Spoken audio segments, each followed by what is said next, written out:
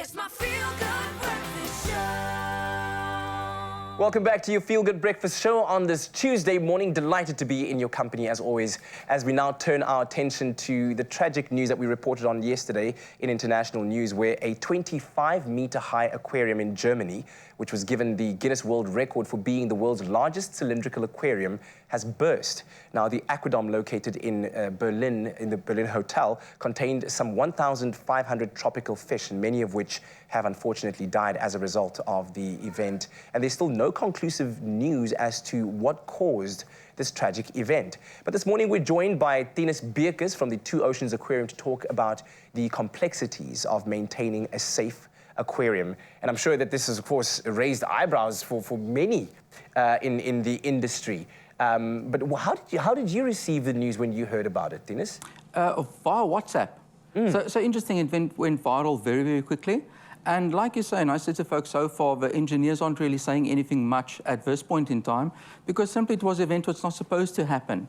Yeah. You know, so looking at the design parameters around a cylinder like that, it's inexplicable how it possibly happened. Exactly, yeah. So at this stage, everyone's keeping quiet and they're sort of baffled. Yeah. Yeah. And I know that the team who manufactured that cylinder in 2003, they're actually sending a team out from the United States to go and investigate and see why this happened. Exactly. The fact that 1,500 tropical fish, very rare species, were on exhibition there, many of them died, that is a disaster, a tragedy for marine life.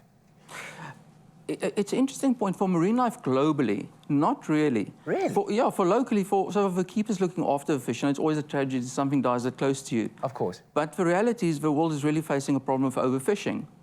Every day we are extracting millions of fish from the ocean to feed humans. Oh, so you mean in comparison, so actually that occurrence versus what's happening every day? Yeah, so in comparison, you know, looking at the marine environment on a global scale, not really, no.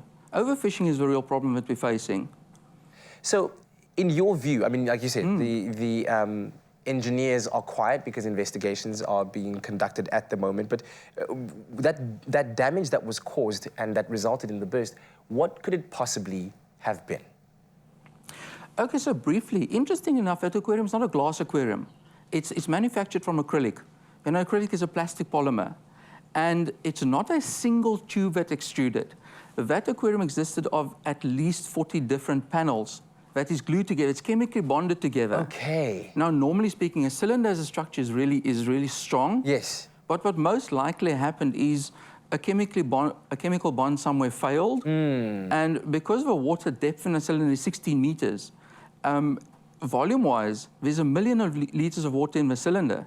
It weighs approximately 1 million kilograms. That's some pressure. So the moment that seam went, what happens is you've got 1 million kilograms on one side, wanting to be on the other side. What is strange about it and quite rare, in a square aquarium construction is made of concrete and acrylic. You normally have a rebate and your pane is larger than a rebate, so it pushes against the concrete. Right. That helps the structure.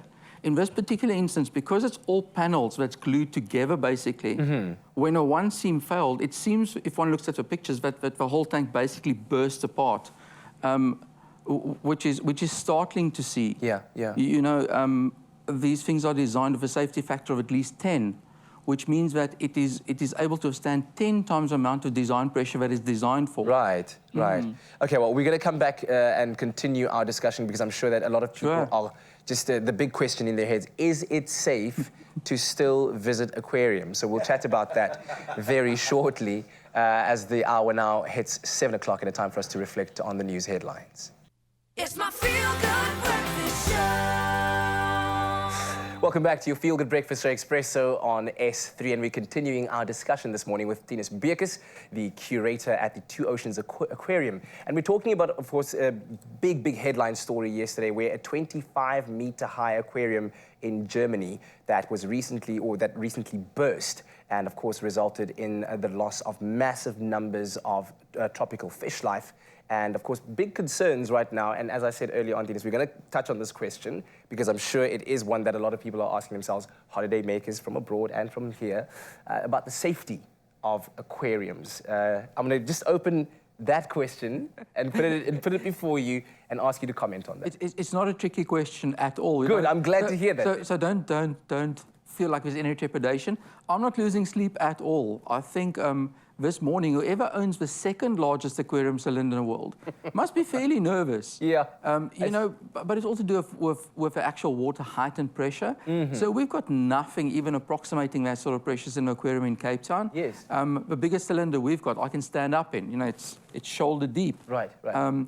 So in terms of a failure like that, no, it's really not on my mind at all. Yeah. And our other exhibit constructions are completely different from a cylinder. So there's over 200 public aquariums in the world, you know, that runs on volumes much larger than ours. Yeah. So no, I think this is really just an anomaly because of the shape of that cylinder. Yes. But still, it would be really interesting to know from construction-wise why it did fail. Yes.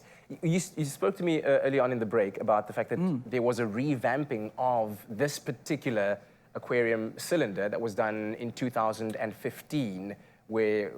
Sorry, 2 years ago. 2 years ago, excuse me, where water was removed and there was a kind of a renovation that was happening there. Do you think that that might be a factor? Possibly, but it's all speculation. Right. You know, this is why you really want the engineers to answer those sort of questions. But just thinking it from a layman's perspective, you know, a cylinder holds 1 million liters of water. Like I said earlier, it weighs 1 million kilograms. So when you take that water out, you're actually unloading 1 million kilograms of pressure from the structure. So possibly it got something to do with that. Yeah. But who knows? From a safety point of view, what do you, as the Two Oceans Aquarium, put in place to ensure the safety of visitors? Really, your aquarium design is dependent on engineers, and the engineers who design it all design an aquarium according to health and safety standards and according to building standards. Right. So I say to folks, and a lot of my friends have been phoning me and asking the same question. I said, well, I'm really like a pilot flying an aircraft. If something goes wrong, and it's pilot error, then you know, but if it's not, you have to go back to the manufacturer. Right. You know, and ask Boeing what went wrong in this instance. For something like this that happened in Berlin, it's the same. That is really a question for the engineers to answer. But the aquarium has been designed according to international safety standards. And that's also, this is one event that happened that is really strange that nobody ever has an answer for and can explain. So I think best is sit back and wait and see what comes out of the investigation. But in terms of our same safety standards on our side, aquariums generally are designed with a safety factor of at least 10. For most aquariums, 11 to 14, which means that number means that it's designed to handle 11 to 14 times the amount of structural pressure that's needed just from the water. Yes. So it's really over-designed and it's over-engineered. Yes. Which is one of the things that add to the fact on why what happened in Germany is so strange. Yes. You know, because the safety factor in there is immense. Absolutely. But chances are it's something in the actual construction of its cylinder and in the bonding. Okay. Well, while we sit back and wait for the proper investigations to take place, let's reflect on what we can expect from the Two Oceans Aquarium this festive season. I'm certainly looking to make plans to have a visit, maybe two. What's new and what can we expect there? You know, I always say to people, it's a fascinating question to ask me because we have 11,500 fish in our collection. Wow. And there's just so much to talk about. There's always something new.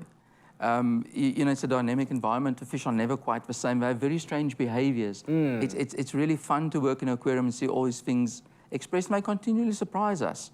You know, so I always say to folks when you come, and a lot of our members comment on it, that it's never quite the same. You know, you watch the dynamics between fish and populations all the time, but there's always something new to learn. In terms of events, I know that you have extended your hours starting off this coming Monday, and you're extending it all the way to the 6th of January. So plenty of time to go and visit and see these wonderful sites that we're looking at right now. In terms of any special events that you've got coming up? Actually, no. So what we do during this season, especially now over Christmas, most of our after-hours functions are cancelled, specifically so we can have longer hours for visitors. So yes, I'm just going to invite people to come and really enjoy the aquarium and get to enjoy the world that I live in for the rest of the year.